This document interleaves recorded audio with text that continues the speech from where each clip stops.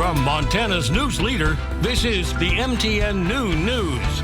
Good afternoon and welcome to your MTN News this Tuesday. I'm Cody Boyer. Let's get right to our top story. Crews are working to figure out what happened this afternoon after a train derailment just west of Miles City late last night. Now, the Custer County Fire Chief says a train hauling coal derailed at around approximately 11 o'clock p.m. in that area you see on your screen. Now, in a release, the fire chief says the derailment involved 25 to 27 cars. Emergency response teams were quickly sent to the scene, and right now BNSF Railway is working alongside Custer County Emergency Management to manage the situation. There are no reported injuries at this time. The cause of the derailment is under investigation, and the fire chief adds that initial assessments would happen more as daylight made the scene more clear so they could get an understanding of the full scope of what happened.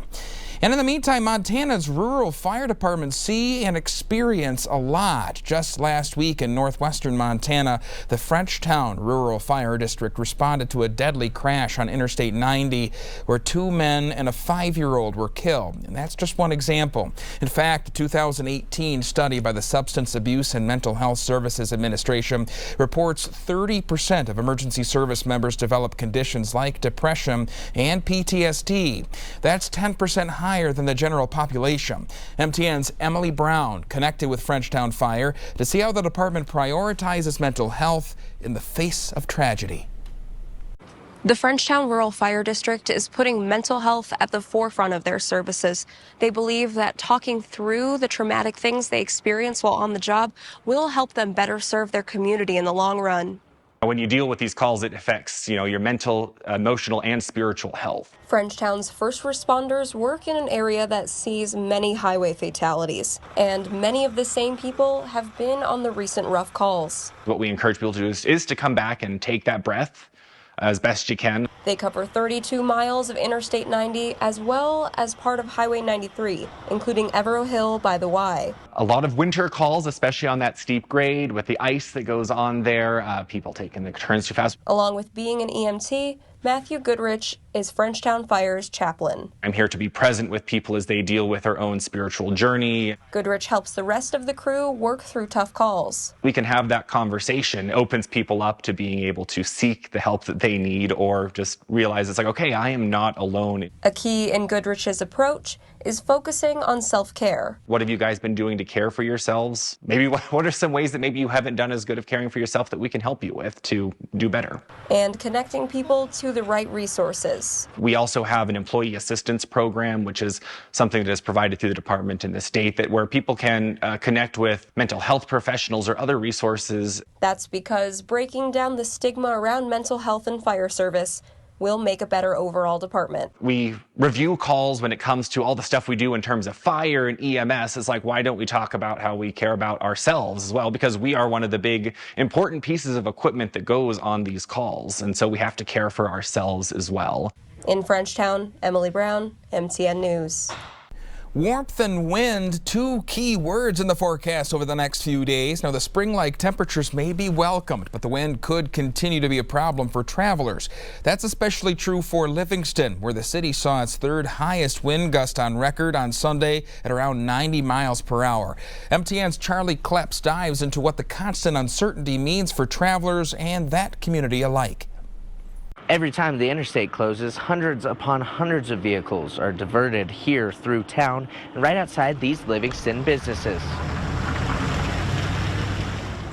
Livingston isn't exactly known for traffic jams. It's very dicey if you have an empty trailer. But it does have a reputation as one of Montana's windiest cities. In the last 5 years, the shutdowns on the interstate have really become astronomical. This weekend, all traffic on Interstate 90 was once again diverted through town after one semi after another was either toppled or pushed off of the highway. Greg Senderhoff knows what it can be like being behind the wheel of one of the big rigs. And I've been hit by a gust of wind right alongside Livingston. It feels like your trailer is being punched.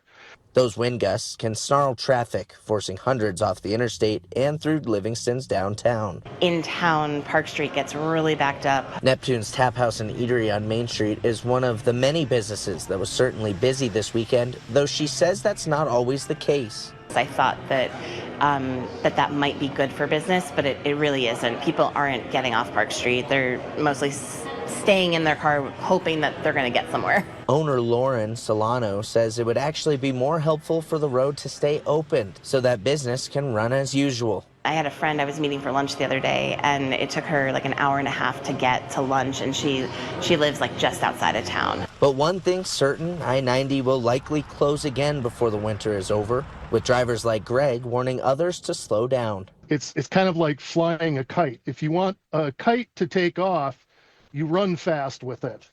So you don't want your trailer to become a kite. In Livingston, Charlie Kleps, MTN News. In the meantime, temperatures hovering around 50 degrees could lead to some flooding concerns with this melting snow. Now, those concerns are already being seen in some counties, including Musselshell and Custer.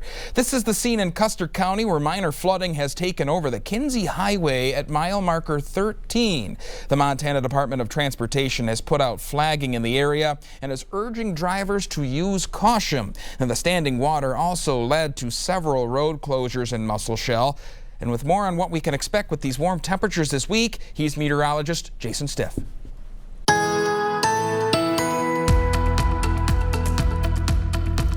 Yes, so much warming. 1 week ago right now, we had a few lucky cities and towns that were in the single digits. Most everybody was well below zero, only to get a lot colder the following morning, last Wednesday morning. Today, we have a lot of mild wind, some clouds, some areas of rain and snow, but nothing too heavy. We have some more snow showers, mostly west of the divide. Some rain and snow mixes east of the divide as well, as getting closer to the North Dakota border around Poplar as well as Glendive, and some light rain showers over parts of southeastern Montana, quickly moving to southwestern North Dakota and northwestern South Dakota. Say that 5 times fast, but we do have some more changes, more wind in the forecast too, and some flooding concerns. Your forecast coming up.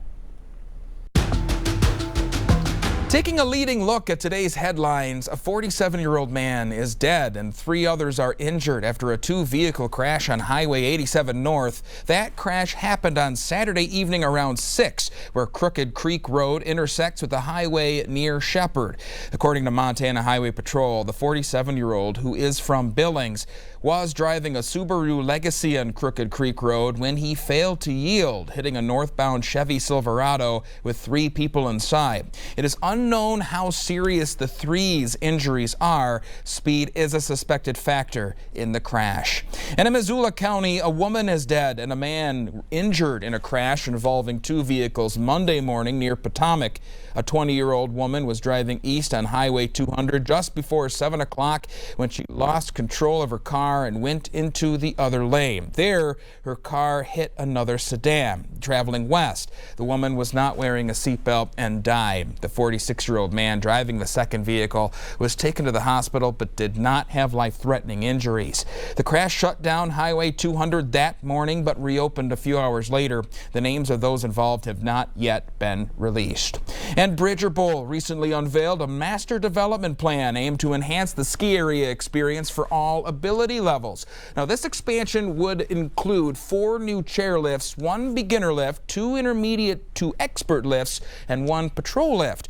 It also includes an additional 70 acres for newly developed runs, increased parking, expanded snowmaking capabilities, and various structural improvements are also part of this master plan.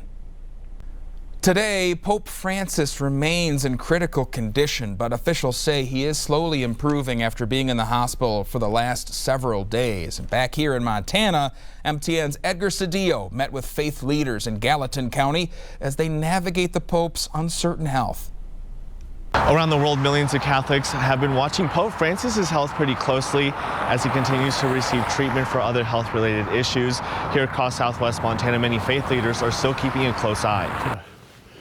That's a picture of St. Francis of Assisi. Our Holy Father is ill, and so we're all praying for him, of course, concerned for him, especially at 88. News of a kidney issue over the weekend caused concerns for many Catholics, including Father Leo Proxel at Holy Rosary. It affects us as Catholics that when the Holy Father, if he says something, or if he is ill, or if something happens to him, we're always concerned about that. So right now we're praying for him at all of our masses. Father Leo says that many people from southwest Montana to around the world have been keeping a close eye on the Pope's health. A worldwide appeal for the Holy Father has really grown.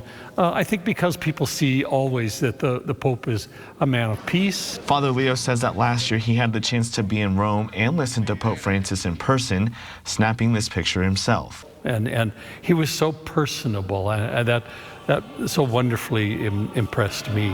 He just seemed so peaceful, this is okay. I'm doing what the Lord wants me to do, and I'll do that. Father Leo says that in the meantime, he and many others will wish for the Pope's recovery. Our hope that the Holy Father continues in his ministry and, till the Lord calls him home. In Bozeman, Edgar Cidio, MTN News. On Monday, disability advocates held a news conference in Helena, raising concerns about the Montana Attorney General's involvement in a case that they say could weaken federal disability protections. But the Attorney General's office says people are misinterpreting the possible effects. MTN senior political reporter Jonathan Ambarian explains this case.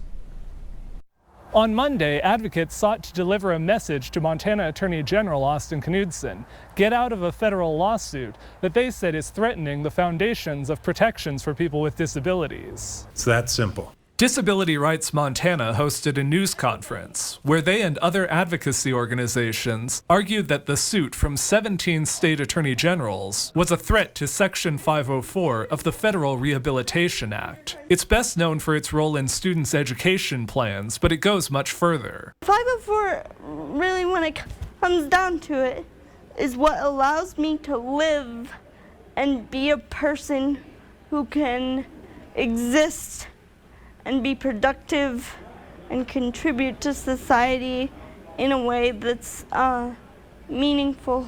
But Knudsen's office argues these concerns are mistaken. A spokesperson said in a statement, quote, "Bad faith actors are deliberately misconstruing this lawsuit 9 months after it was filed to frighten parents into believing that the attorneys general put Section 504 in jeopardy. That is categorically false." The states filed the lawsuit primarily to challenge a Biden administration rule that added gender dysphoria as a condition entitled to protection under 504. However, their original complaint said Section 504 overall was coercive, untethered to the federal interest in disability, and unfairly retroactive, and asked the court to declare it unconstitutional. Last week, the state attorneys general submitted an updated filing, stating that they did not intend for the case to challenge the section in its entirety, but just to stop it being applied in some situations not tied directly to the Rehabilitation Act. And since the Trump administration is reversing Biden-era policies on gender, the case should remain on hold anyway. Scott Birkenbuell, the chief executive officer of Ability Montana, says whatever the state's intention, the language in the case hasn't changed, and advocates are still going to push back. I think the disability community, we are going to continue to remain